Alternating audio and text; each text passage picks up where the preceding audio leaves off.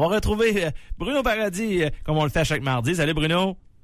Salut! Hey, vous êtes en pleine préparation du budget actuellement, les élus? Oui, en fait, le mois de novembre, c'est un mois qui est toujours fort occupé, tant les municipalités que les MRC. Là, nous, à ma municipalité à Presse, on a une rencontre tous les lundis soirs pour préparer le budget. Puis le mercredi soir, je suis à la MRC pour la même chose, préparer le budget de la MRC. Fait qu'on est là-dedans par-dessus la tête. Ouais. En fait, on avait déjà parlé de tout ce qui concerne le budget, mais moi, le point, je pense, qui serait important d'orienter la discussion pour aujourd'hui, c'est que, on le sait, les élus doivent faire des choix qui sont souvent cruciaux. Puis, on a chacun des budgets à respecter dans nos vies personnelles. Si tu ne fais qu'emprunter sur ta carte de crédit, à quelque part, il y a quelqu'un qui va t'attendre. Là, c'est pas de l'argent virtuel, c'est de l'argent que tu dépenses puis que tu dois rembourser d'une manière ou d'une autre. Puis la ville ou une municipalité fonctionne de la même manière. Le budget, en fait, est toujours crucial. La préparation prend des semaines avant qu'on en arrive à un consensus.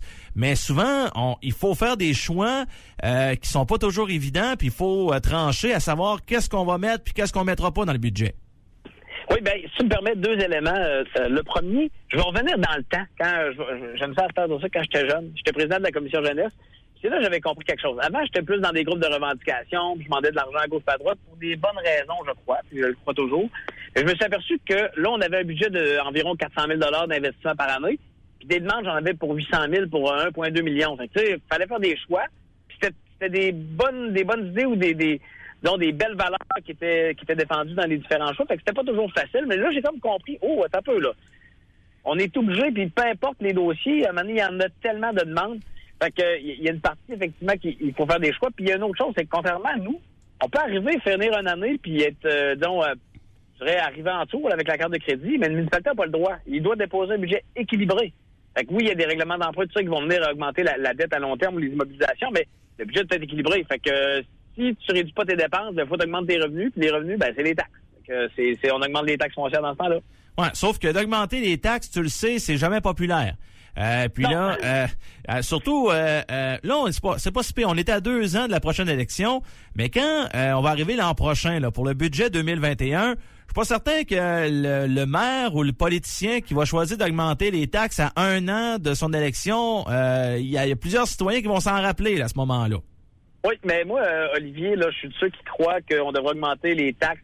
En fait, c'est ce qu'on fait après maintenant. À part une année quand on est arrivé l'année passée au conseil, là, j'ai fini par me faire convaincre là, par mon groupe, mais maintenant on a repris ce qu'on faisait avant, c'est-à-dire on augmente du niveau du coût d'augmentation, le niveau de la vie. Tout le temps. À toutes les années, c'est 1,7-2%. Au même titre que tout ce qui se passe autour, pas pour on va pas pour aller chercher de l'argent dans la poche des gens, mais quand il y a le temps, par exemple, de grands projets. Je donne un projet, quand on fait un règlement d'emprunt d'1 million là, sur 25 ans, c'est 67 000 par année pendant 25 ans de plus qu'on ajoute sur notre budget. Fait que cet argent-là, imaginez un projet de 10 millions, vous le multipliez par 10, hein, fait que ça vous donne une idée. Fait que cet argent-là, il faut aller la chercher avec des fois en disant, j'ai augmenté un petit peu l'année passée, je m'en ai mis un peu de réserve, l'année d'après aussi, puis l'année 3, là, j'arrive avec mon projet. Ça vient peut-être, la pilule est moins difficile à avaler que si on arrive après 3 ans, puis on s'aperçoit que on n'a pas équilibré nos comptes, puis on est obligé d'augmenter d'une plus grande part. Fait que ça, pour moi, à tous les années, systématiquement, ce qui est de presse, on augmente du niveau de la vie, du coût de la vie là, à toutes les années. Fait que ça, c'est une philosophie. Il y en a qui aiment autant minimiser ça, puis on essaie de minimiser les coûts. Là. On dépense pas pour dépenser, on va s'entendre. C'est pas de gaieté de cœur qu'on fait ces choix-là. Mais puis aussi, on a beaucoup de demandes. Je parlais cette semaine des organismes, j'ai vu un peu partout. On est dans cette période-là. Il y a encore 15-20 ans, des fondations, des organismes, il n'y en avait pas tant que ça. Puis là, maintenant, il y a une explosion. Là, fait que les demandes, il y en a beaucoup, puis c'est pour des choses importantes tout le temps, que ce soit les maladies du cœur, le cancer, les jeunes enfants en situation de pauvreté. C'est toutes des bonnes causes. Fait que ça devient difficile de faire des choix là-dedans. Puis on se le cachera pas, l'enveloppe budgétaire là, est limitée. En même temps, Bruno, je comprends là pour en ce qui concerne les besoins monétaires puis que pour l'augmentation des taxes, sauf que on est déjà la société la plus taxée en Amérique du Nord. Tu sais, à quelque part avant d'augmenter les taxes, j'espère qu'on fait le ménage puis qu'on coupe dans le gras puis qu'on se dit on peut pas aller on peut pas diminuer encore plus notre charge financière, fait qu'on n'a pas le choix d'augmenter les taxes, que ça soit pas automatique en disant le coût de la vie c'est 2%, on augmente 2% cette année. Ben, c'est un mélange des deux. C'est sûr que nous autres, on a coupé dans le gras, là, parce que nous autres, l'essence augmente, tous nos frais fixes augmentent pareil. L'électricité augmente, puis tous ces éléments-là, ils augmentent quand même. Mais non, on fait pas ça d'entrée de jeu, mais on se dit, notre cible, c'est si on est capable de rentrer et d'équilibrer notre budget là-dedans, on est correct. On va essayer.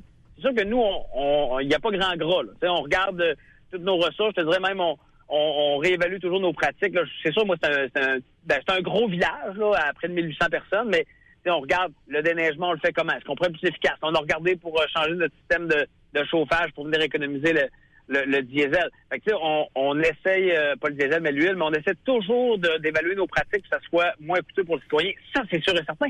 C'est notre mandat. Bon, c'est pas... on n'arrive pas, puis c'est pas le buffet, puis on dépense à volonté. Là, c'est vraiment pas le cas. Reste que, on se dit que si on rentre dans le 2 mettons, c'est 1,7, 2 c'est un peu comme tout qui augmente. Mais je comprends qu'on est dans une société les plus taxés, mais je te dirais que c'est pas le palier municipal qui taxe le plus le citoyen. Là. Nous, on se ramasse un peu avec les grenailles à la fin, là, on va s'entendre. Il n'y a pas d'impôt, c'est l'impôt foncier. Puis pourtant, la gamme de services qu'on doit offrir depuis des années, là, on s'en fait pelleter pas mal dans notre cours. Là, autour de la table, là, quand c'est le temps de discuter, là, évidemment, là, t'as l'opinion de tout le monde, là. Il faut que tu prennes en considération autant ce que ta population va t'affirmer, que tes citoyens, que tes conseillers, et bon, t'as ta propre opinion aussi à faire sur le sujet. En bout de ligne, là, qui décide quand on fait un budget municipal? C'est-tu le maire ou c'est le directeur général? C'est le conseiller, c'est le conseil. C'est le conseil directement. C'est le conseil. Nous, ça se fait en conseil. On est assis, regarde, nous, là, tous les lundis, on est les 7 autour de la table.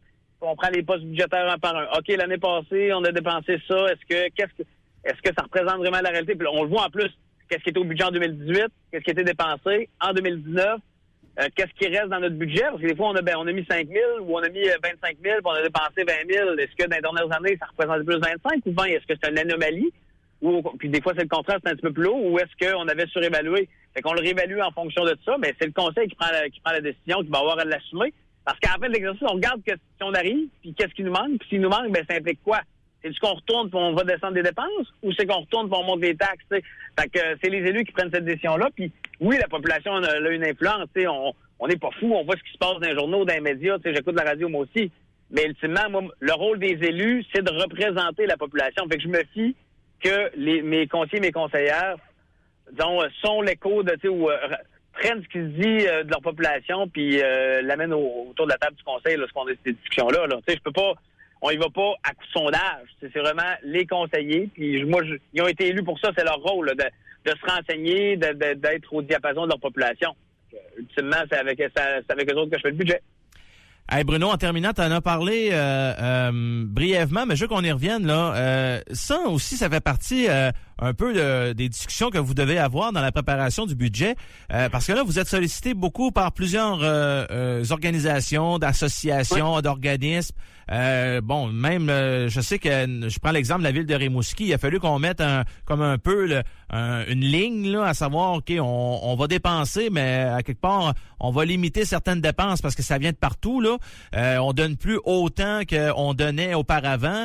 Puis c'est la même chose de votre côté, j'imagine. Vous pouvez pas prendre un pourcentage élevé du budget et de dire on va faire plaisir à tout le monde, mais encore là, c'est des choix à faire pour appuyer les organisations ou des associations dans chacune des municipalités. Là.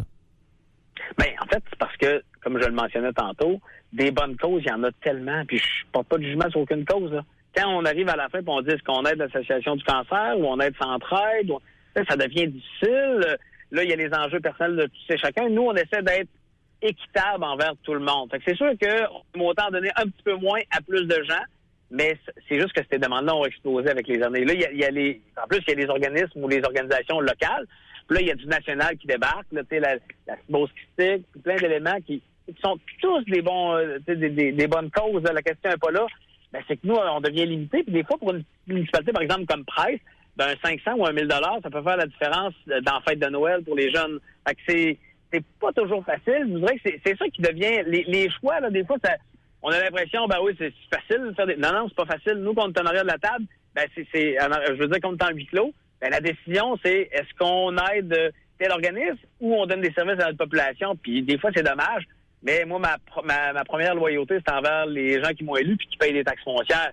je veux rien enlever à je dis pas que c'est pas des bonnes causes.